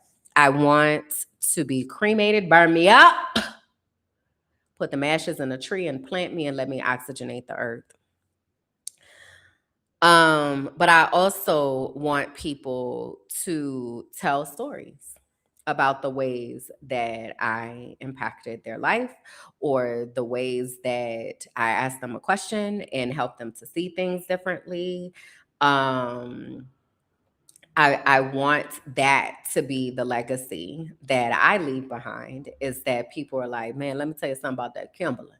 Let me tell you something about that Kimberland Tyler Jackson, baby. She was going to say this. She was going to do this. That's what I really want the celebration of my life to like look and feel like. Oh my gosh, that's funny. Because Jay said my brother said, "Burnt me loose," and also he wants to be a tree so people can eat him after he's gone. Oh, bury me loose. He wants to be a tree so people can eat him after he's gone. I just want to oxygenate the earth. I don't want my tree to have fruit. I think I just want it to have flowers, yellow flowers. Um, But yeah, so that's why I'm meeting with the estate specialist, the estate planning specialist, because I care about what happens once I leave this earth. And I don't want to leave burdens behind. I don't want to um leave behind a legacy of trash. You know, a lot of people, somebody had put in here earlier, like people be real performative in grief and people like find the best things to say about the worst people. And like, I don't believe in that shit. If you was a Satan spawn when you was here in life, that's what the hell is going to be said about you in death. And there are some people that people are very much like good riddance to their ass. And there are some people who might feel that way about me too. And that's cool. Um, but I believe that, we should honor the way that people lived when we talk about them in death. So anyway, I feel like I kind of went on a whole bunch of different tangents. There's a lot of stuff on this list and I'm trying to throw in here. But these are the thoughts that I've been thinking about because people grieving right now. It wasn't Dolly left, and then the guy from Home Alone 2, and what they said, Rocky Horror movie or something. I think his name is Tim Curry. Home Alone 2 is one of my favorite Christmas movies. Every year I cue that mug up. I love me some Home Alone 2. It's one of my favoriteest movies. My dad, I remember not again. Remember, I told you I don't have a lot of memories of childhood. Wait, hold on. I need to drink some tea.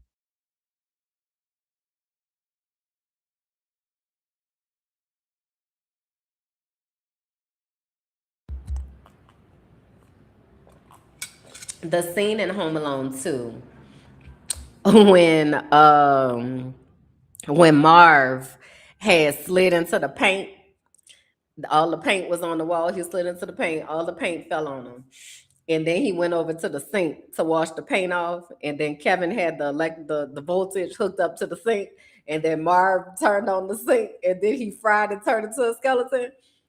We had to watch that scene probably, I don't know, 7 or 8 times. Like we had that VHS tape from Blockbuster. My dad was in tears crying down about that scene.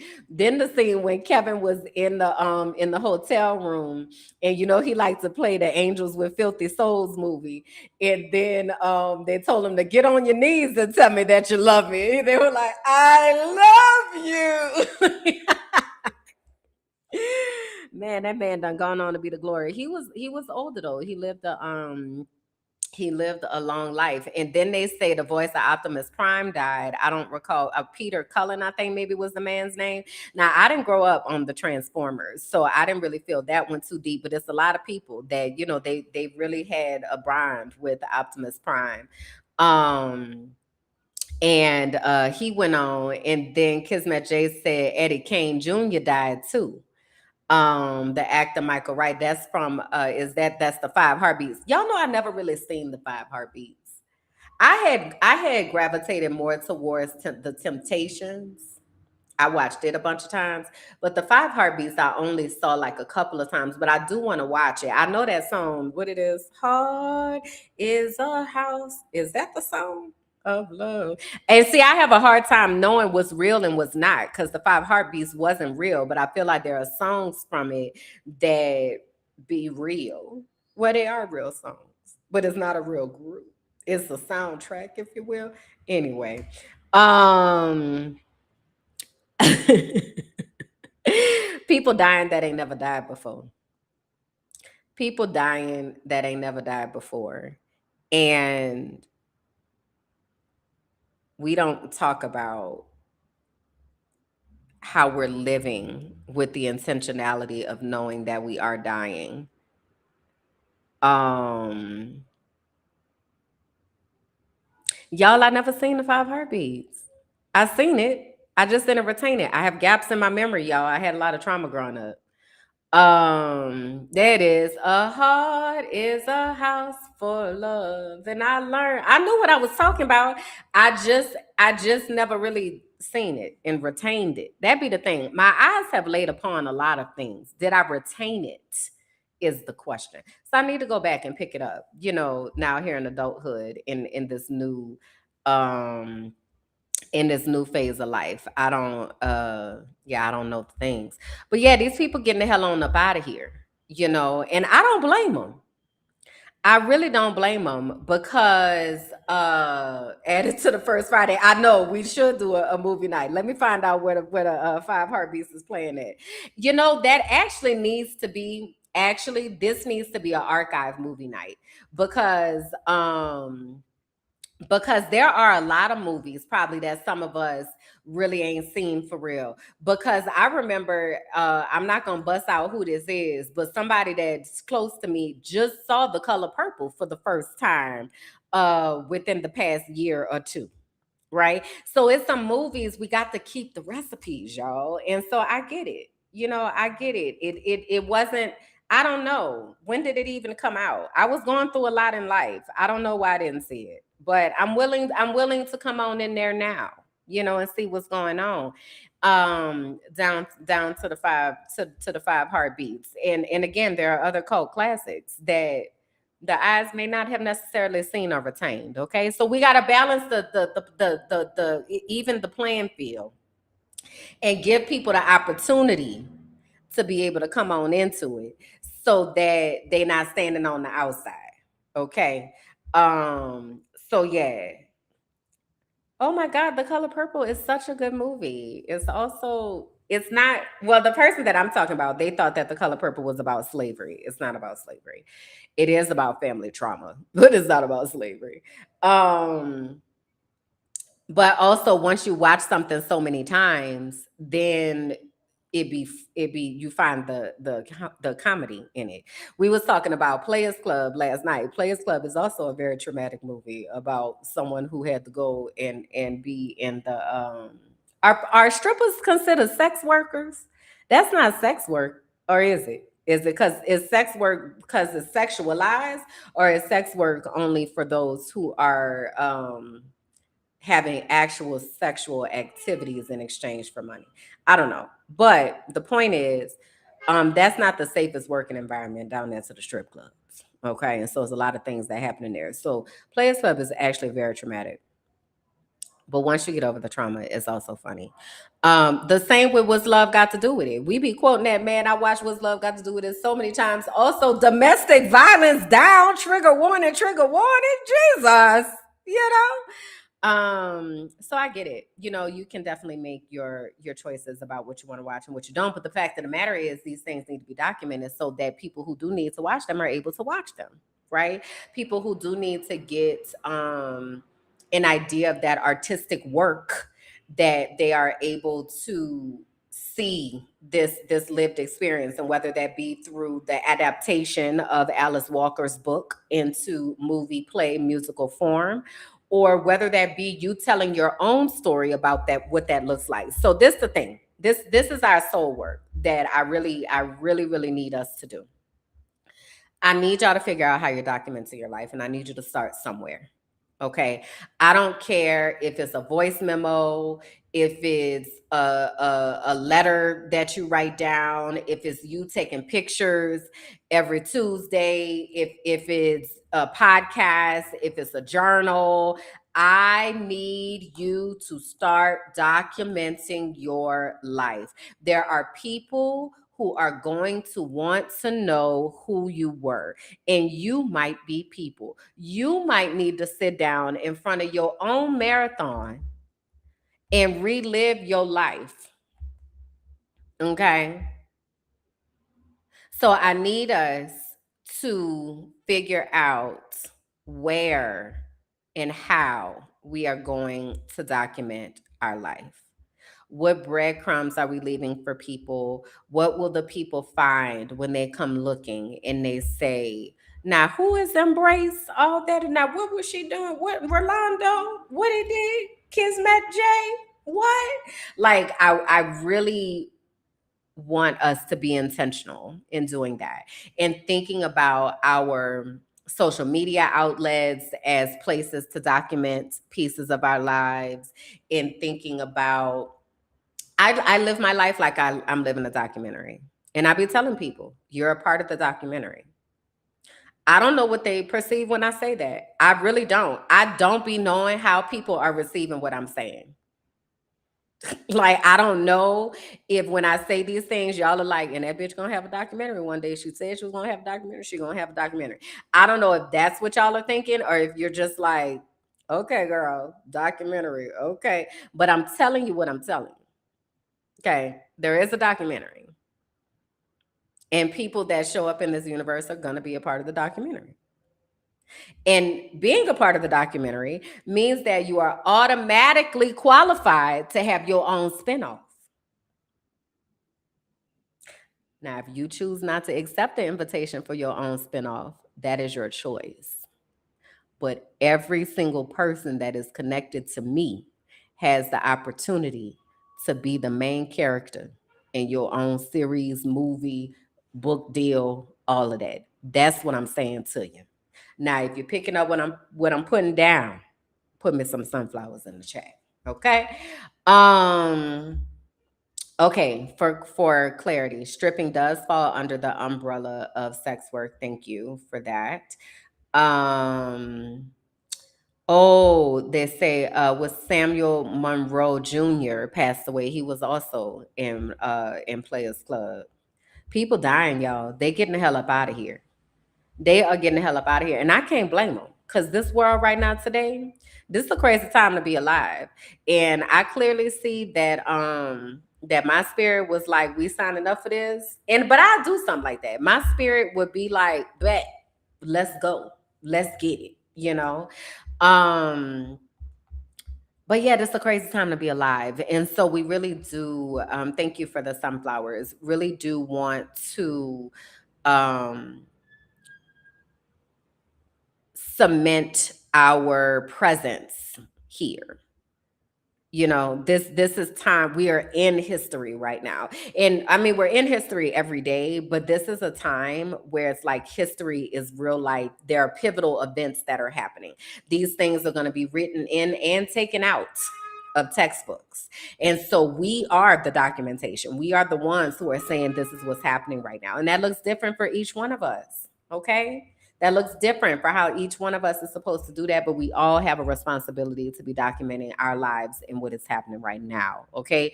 So that is the soul work for us. All right. Now, let me make sure I got everything. Okay.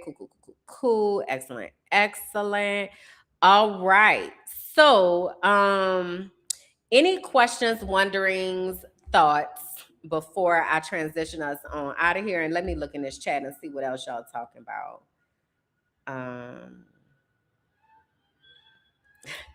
I agree. Kismet J said, in the concept of life being a school and us getting to choose the lifetime that would allow us the most lessons to ascend, I think we did our big one. We done knocked out hella lessons in this here life. Okay. Especially us that's in this here millennial band. Baby, we've been through some things collectively. We done lived through a lot. And it's so crazy how we'll like move on to the next thing like it didn't happen. Like we have lived through a lot. Okay. We said stack them up. Let me get these lessons out the way so that the next generations ain't got to learn these lessons.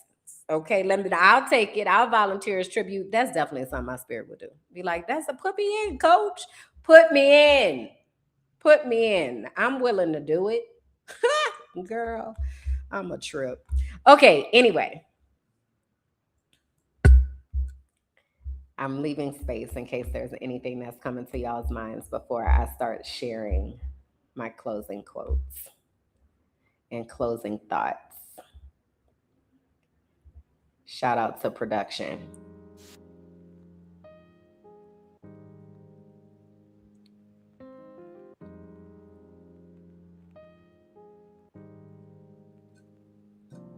So this is what I want with thinking about how we are curating our archives and how we are bridging the gaps that are present, right? Because all of us have gaps. So what does that look like within our archive for us to honor what is happening and intentionally create documentation for our lives?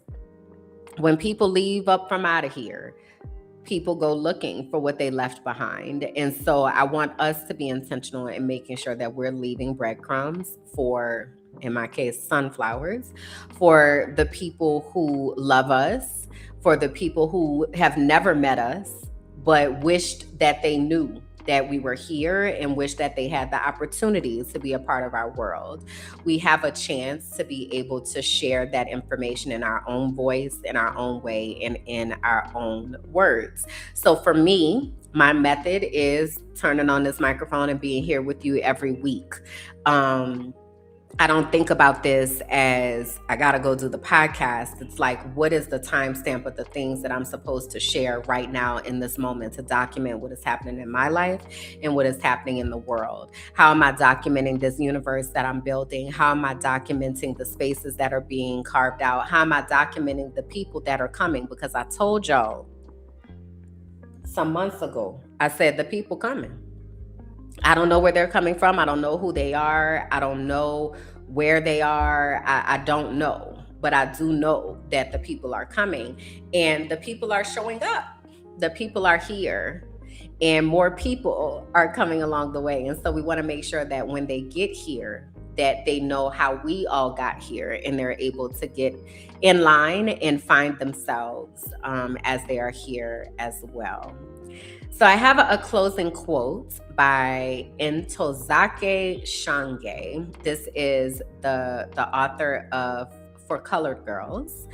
And the quote says, I write for young girls of color, for girls who don't even exist yet, so that there is something there for them when they arrive.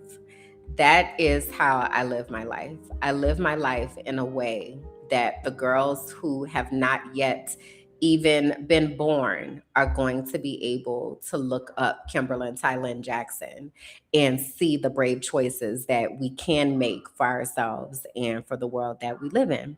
And so my challenge to you all is that you also find the mission and that you find your space. Maybe you're an artist and you need to get to drawing. Okay. Maybe you are a tech person and you need to get to designing, right? But find your area and start documenting what is happening right now today. All right. I want to give another shout out to the keepers who are here in the chat and who be hanging out with me, holding it down. I appreciate y'all so much. I really, really, really do not take it lightly that you all hang out here with me and that you support me in this mission. So we got some work that we need to do. We need to get Raina over to meet cousin Donna. Okay. And we got some documenting that we need to do. So share in the chat and or the comments. What's one thing that you're going to do to document your life so that we can bear witness to what it is that you are going to do. And please know that when we have a conversation that I'm going to be asking, okay, I'm going to be asking you. I'm going to be asking you what you're doing, okay, because you matter and your life matters. And so we want to make sure that we're capturing it in ways that really matter. All right. All right, y'all. I love y'all. I appreciate y'all. I wish you the best this Saturday. Tomorrow we're going to have the From Auntie with Love marathon. I won't announce that yet. There's an announcement that's coming about From Auntie with Love. But we're going to do a marathon tomorrow for you all to meet the aunties that were a part of this first season and to learn more about them. So you can do that with us tomorrow. Wednesday, we have Just Ask Kim. Thursday, co-working. Friday is Girls Night Movie Night. Saturday, we'll be back here for the Frolicking Truth. And next Sunday is the cookout, y'all. Next Sunday is the cookout. So if you have not registered already, I need you to go and register. Okay. If you haven't registered, I need you to go and register so that you'll be able to join us in the cookout. All right. You find the link in the Patreon. Patreon.com/mindinmyblack-ass-business is where you find that link. We'll be in there all day. So even if you just pop in for a moment, that's the only way that you're going to get the link. Okay. I'm sorry, Twin. I had to do it. I don't have clearance yet, but I'm going to be back. I'm going to give y'all the updates. So no worries. Okay. Okay. All right, y'all. I think that's it. I think that's all. Let me make sure I got my closing things together here. Yep. All right. I will catch y'all next week. I'll see you in the chat. I love you so much. Bye. Thank you for listening to The Frolicking Truth, where joy meets justice and our nervous systems get free. Please be sure to like, rate, and comment. Subscribe to the YouTube page, Minding My Black Ass Business, and follow me on all social platforms. Until next time.